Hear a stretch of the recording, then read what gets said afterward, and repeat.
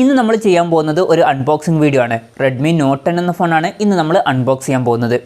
ഈ ഫോണിൻ്റെ എടുത്തു പറയേണ്ട കാര്യം എന്ന് പറയുന്നത് ഈ ഒരു പ്രൈസ് റേഞ്ചിൽ നമ്മൾ എക്സ്പെക്ട് ചെയ്യാത്ത ചില ഫീച്ചേഴ്സും കാര്യങ്ങളൊക്കെ ഈ ഫോണിൽ വന്നിട്ടുണ്ട്. അതായത് AMOLED ഡിസ്പ്ലേ പോലുള്ള ഫീച്ചേഴ്സൊക്കെ. എന്തായാലും ഈ ഒരു ഫോണിൻ്റെ അൺബോക്സിങ്ങിലോട്ട് കടക്കുന്നതിന് മുമ്പ് ഇതുപോലുള്ള ഫോൺ സംബന്ധമായിട്ടുള്ള വീഡിയോസൊക്കെ കാണാൻ താല്പര്യമുണ്ടെന്നുണ്ടെങ്കിൽ ചാനലും സബ്സ്ക്രൈബ് ചെയ്യാവുന്നതാണ്.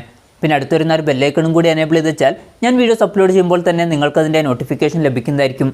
എന്തായാലും നമുക്ക് ഈ ഒരു ഫോണിൻ്റെ അൺബോക്സിങ്ങിലോട്ട് കടക്കാം. നമ്മൾ ബോക്സ് ഓപ്പൺ ചെയ്യുകയാണെന്നുണ്ടെങ്കിൽ ഫസ്റ്റ് നമുക്ക് കാണാൻ കഴിയുന്നത് ഫോണാണ്. അത് മാറ്റി വെച്ചാൽ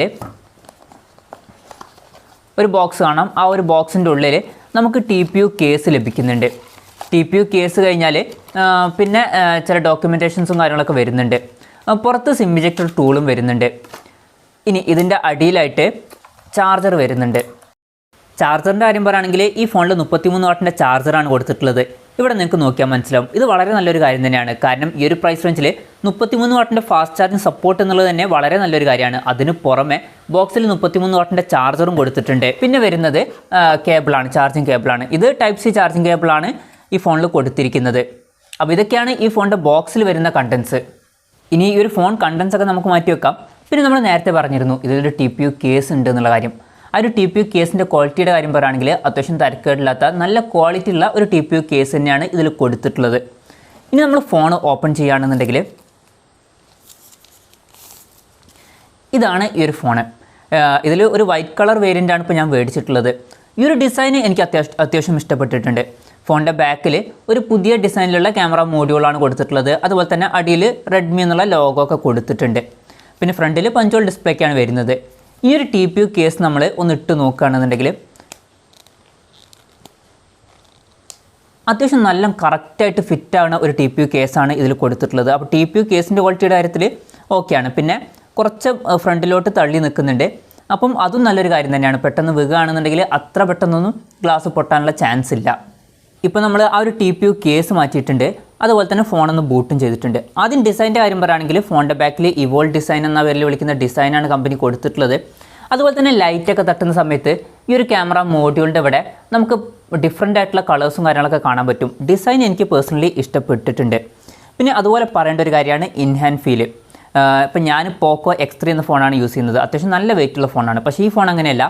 ഫോണിൻ്റെ വെയിറ്റ് വരുന്നത് 178 ഗ്രാമാണ്. അതുപോലെ തന്നെ തിക്നെസ് 8.3 mm വരുന്നുള്ളൂ. അപ്പോൾ അത്യാവശ്യം നല്ലൊരു ഇൻഹാൻഡ് ഫീലും കാര്യങ്ങളൊക്കെ ഈ ഒരു ഫോണിൽ കിട്ടുന്നുണ്ട്. അത്യാവശ്യം നല്ല വെയിറ്റ് കുറഞ്ഞ ഫോണാണ്. അതുപോലെ തന്നെ തിക്നെസ്സും അത്യാവശ്യം കുറവാണ്. കയ്യിലൊക്കെ അത്യാവശ്യം നന്നായിട്ട് ഒതുങ്ങുന്നുണ്ട്. പിന്നെ സ്ക്രീൻ സൈസ് വരുന്നത് 6.43 ഇഞ്ചാണ്. പലപ്പോഴും റെഡ്മിയുടെ ഫോണുകളിലൊക്കെ നമ്മൾ കാണുന്നത് 6.6 ഇഞ്ചിൻ്റെ ഡിസ്പ്ലേ ആണ്. അപ്പോൾ അത്രയും വലുപ്പമൊന്നും ഇത് വരുന്നില്ല. അത്യാവശ്യം വലുപ്പം കുറഞ്ഞൊരു ഫോണാണിത്. കമ്പാരിറ്റീവ്ലി കുറവാണ് എന്ന് പറയാം. അപ്പം ആ കാര്യങ്ങളൊക്കെ എനിക്കിഷ്ടപ്പെട്ടിട്ടുണ്ട്. പിന്നെ ഇതിൽ എടുത്തു വരേണ്ട ഒരു കാര്യം എന്ന് പറയുന്നത് ഡിസ്പ്ലേയിൽ നമുക്ക് AMOLED ഡിസ്പ്ലേ കിട്ടുന്നുണ്ട്. ഇപ്പം ഈ ഒരു പ്രൈസ് റേഞ്ചിൽ നമുക്ക് വേറെ ഒരു ഫോണിലും AMOLED ഡിസ്പ്ലേ ഒന്നും കിട്ടുന്നില്ല. അതുപോലെ തന്നെ AMOLED ഡിസ്പ്ലേ ആണെന്ന് വെച്ചിട്ട് റെസൊല്യൂഷൻ കുറച്ചിട്ടൊന്നുമില്ല. ഫുൾ HD റെസൊല്യൂഷനും ഇതിൽ കൊടുത്തിട്ടുണ്ട്. അപ്പോൾ അത് വളരെ നല്ലൊരു കാര്യം തന്നെയാണ്. AMOLED display plus full HD resolution. പിന്നെ റിഫ്രഷ് റേറ്റിൻ്റെ കാര്യം പറയുകയാണെങ്കിൽ അതിൽ കൂടിയ റിഫ്രഷ് റേറ്റ് ഒന്നും കൊടുത്തിട്ടില്ല. 60 ഹെർട്സിൻ്റെ റിഫ്രഷ് റേറ്റ് മാത്രമാണ് ഈ ഫോണിൽ വരുന്നത്. പക്ഷേ അതൊരു കംപ്ലയിൻ്റ് ആയിട്ട് പറയാൻ പറ്റില്ല. കാരണം ഈ ഒരു പ്രൈസ് റേഞ്ചിൽ നമുക്ക് ഫുൾ HD റെസൊല്യൂഷനും കിട്ടുന്നുണ്ട്. അതിൻ്റെ കൂടെ തന്നെ AMOLED ഡിസ്പ്ലേയും കിട്ടുന്നുണ്ട്. പിന്നെ ഇതിൽ കൂടി ടച്ച് സാമ്പിളിംഗ് റേറ്റ് സപ്പോർട്ട് ചെയ്യുന്നുണ്ട്. അതായത് 150 ഹെർട്സിൻ്റെ ടച്ച് സാമ്പിളിംഗ് റേറ്റ് ഇതിൽ വരുന്നുണ്ട്. പിന്നെ ഇതിൽ പഞ്ചോൾ ഡിസ്പ്ലേ ആണ് വരുന്നത്. മുകളിൽ പഞ്ചോൾ കൊടുത്തിട്ടുണ്ട്. സെൻറ്റർ ഭാഗത്തായിട്ടാണ് പഞ്ചോൾ വരുന്നത്. പിന്നെ എനിക്ക് ഇഷ്ടപ്പെട്ട മറ്റൊരു കാര്യം എന്താണെന്ന് വെച്ചാൽ പലപ്പോഴും ഇത്രയും കുറഞ്ഞ പ്രൈസ് റേഞ്ചിൽ പഞ്ചോൾ ഡിസ്പ്ലേ ഒക്കെ കൊടുക്കുമ്പോൾ വലിയ പഞ്ചോൾ പല കമ്പനികളും കൊടുക്കാറുണ്ട്. പക്ഷേ ഈ ഫോണിൽ അങ്ങനെയല്ല.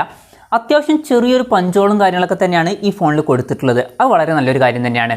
പിന്നെ ബെസൽസിൻ്റെ കാര്യം പറയുകയാണെങ്കിൽ ഒരു മീഡിയം സൈസിലുള്ള ബെസൽസും കാര്യങ്ങളൊക്കെയാണ് വരുന്നത്. ഓവർ സൈസിലുള്ള ബെസൽസും കാര്യങ്ങളൊന്നും ഇതിൽ വരുന്നില്ല. പിന്നെ ഫോണിൻ്റെ ഫ്രണ്ടിൽ ഗൊറില്ല ഗ്ലാസിൻ്റെ പ്രൊട്ടക്ഷനും കാര്യങ്ങളൊക്കെ കൊടുത്തിട്ടുണ്ട്. ഗൊറില്ല ഗ്ലാസ് 3യുടെ പ്രൊട്ടക്ഷനാണ് വരുന്നത്. പിന്നെ ഈ ഒരു ഫോണിൻ്റെ മുകളിലായിട്ട് ചെറിയൊരു പ്രൊട്ടക്ടർ ഇവർ ഓൾറെഡി അപ്ലൈ ചെയ്ത് തന്നിട്ടുണ്ട്. പക്ഷേ അത് മാറ്റുന്നതായിരിക്കും നല്ലത്. പുതിയൊരു പ്രൊട്ടക്ടർ നമുക്ക് മേടിച്ചിടാവുന്നതാണ്. പിന്നെ ഈ ഫോണിൻ്റെ പീക്ക് ബ്രൈറ്റ്നസ് 1100 നിറ്റ്സ് വരെ വരുന്നുണ്ട്. അപ്പം നല്ല വെളിച്ചത്തൊക്കെ നമ്മൾ പോയി നിൽക്കുകയാണെന്നുണ്ടെങ്കിൽ അത്യാവശ്യം നല്ല രീതിയിൽ തന്നെ ഡിസ്പ്ലേ നമുക്ക് കാണാവുന്നതാണ്. ഇനി ഈ ഒരു ഫോണിൻ്റെ പോർട്സും ബട്ടൺസൊക്കെ നമ്മൾ നോക്കുകയാണെന്നുണ്ടെങ്കിൽ റൈറ്റ് സൈഡിലായിട്ട് വോളിയം ബട്ടൺസ് കൊടുത്തിട്ടുണ്ട്. അതുപോലെ തന്നെ അതിൻ്റെ താഴെയായിട്ട് പവർ ബട്ടൺ കൊടുത്തിട്ടുണ്ട്. ഈ ഒരു പവർ ബട്ടണിൽ തന്നെയാണ് ഫിംഗർ പ്രിൻറ്റ് സെൻസർ ഇൻ്റഗ്രേറ്റ് ചെയ്തിട്ട് വരുന്നത്. പിന്നെ താഴെയായിട്ട് സ്പീക്കർ കൊടുത്തിട്ടുണ്ട്. പിന്നെ അതിൻ്റെ അടുത്തായിട്ട് Type-C ചാർജിംഗ് പോർട്ട് കൊടുത്തിട്ടുണ്ട്. പിന്നെ ഇവിടെ ഒരു മൈക്ക് കൊടുത്തിട്ടുണ്ട്. പിന്നെ അതിൻ്റെ അടുത്തായിട്ട് 3.5mm ഓഡിയോ ജാക്ക് കൊടുത്തിട്ടുണ്ട്. ലെഫ്റ്റ് സൈഡിലായിട്ട് സിം ട്രേയും കാര്യങ്ങളൊക്കെ കൊടുത്തിട്ടുണ്ട്. സിം ട്രേ എന്താണെന്നുള്ള കാര്യം നോക്കാം. ഇതിൽ ഡെഡിക്കേറ്റഡ് മെമ്മറി കാർഡ് സ്ലോട്ട് കൊടുത്തിട്ടുണ്ട്. അതായത് 2 സിം നമുക്ക് യൂസ് ചെയ്യാം. ആ ടൈമിൽ തന്നെ സെപ്പറേറ്റ് ഒരു മെമ്മറി കാർഡും യൂസ് ചെയ്യാൻ പറ്റും. പിന്നെ മുകൾ ഭാഗത്തോട്ട് വരികയാണെങ്കിൽ ഇവിടെ നമുക്ക് രണ്ടാമത് ഒരു സ്പീക്കറും കൂടി ലഭിക്കുന്നുണ്ട്. അതായത് ഈ ഫോണിൽ നമുക്ക് സ്റ്റീരിയോ സ്പീക്കേഴ്സ് ലഭിക്കുന്നുണ്ട്. 12,500 രൂപ പ്രൈസ് റേഞ്ചിൽ സ്റ്റീരിയോ സ്പീക്കേഴ്സ് എന്നുള്ളത് നല്ലൊരു ഫീച്ചർ തന്നെയാണ്. പിന്നെ IR ബ്ലാസ്റ്റർ കൊടുത്തിട്ടുണ്ട്. അതുപോലെ തന്നെ സെക്കൻഡറി നോയ്സ് ക്യാൻസലേഷൻ മൈക്കും ഈ ഫോണിൽ കൊടുത്തിട്ടുണ്ട്.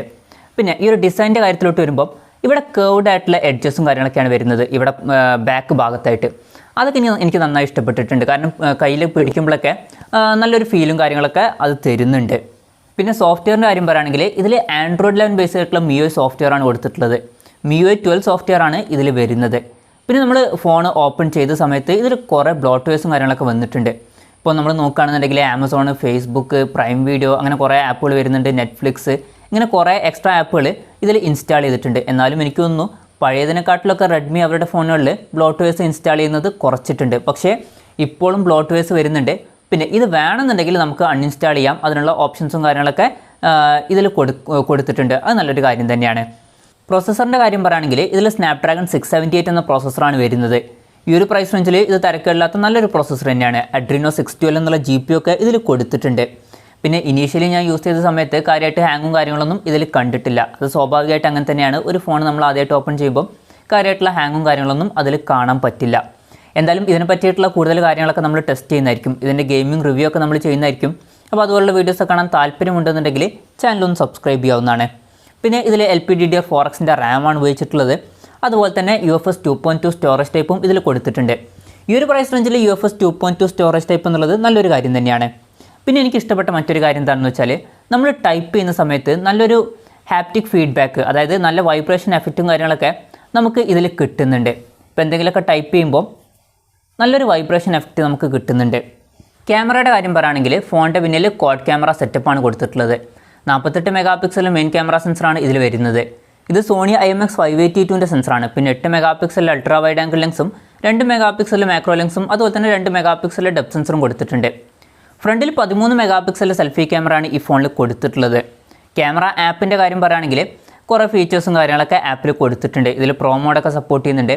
പ്രോ മോഡ് എന്നുള്ള ഫീച്ചർ നമുക്ക് ഫോട്ടോസിലും കിട്ടുന്നുണ്ട്. അതുപോലെ തന്നെ വീഡിയോസിലും ആ ഒരു ഫീച്ചർ നമുക്ക് കിട്ടുന്നുണ്ട്. അത് നല്ലൊരു കാര്യം തന്നെയാണ്.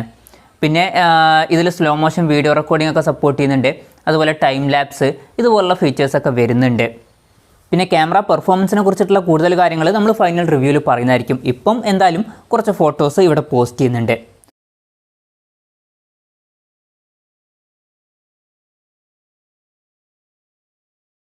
ഇനി ബാറ്ററിയുടെ കാര്യം പറയുകയാണെങ്കിൽ 5000 mAh ബാറ്ററി ഈ ഫോണിൽ കൊടുത്തിട്ടുണ്ട്.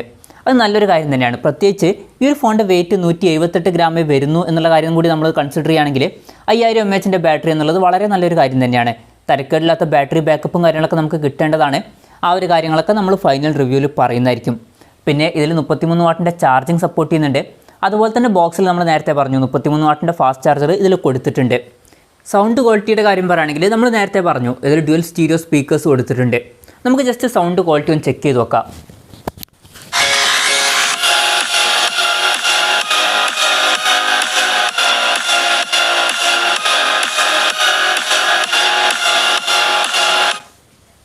അപ്പോൾ സൗണ്ട് ക്വാളിറ്റിയുടെ കാര്യത്തിൽ അത്യാവശ്യം തിരക്കേടില്ലാത്തൊരു സൗണ്ട് ക്വാളിറ്റിയും കാര്യങ്ങളൊക്കെ ഇതിൽ നമുക്ക് കിട്ടുന്നുണ്ട്.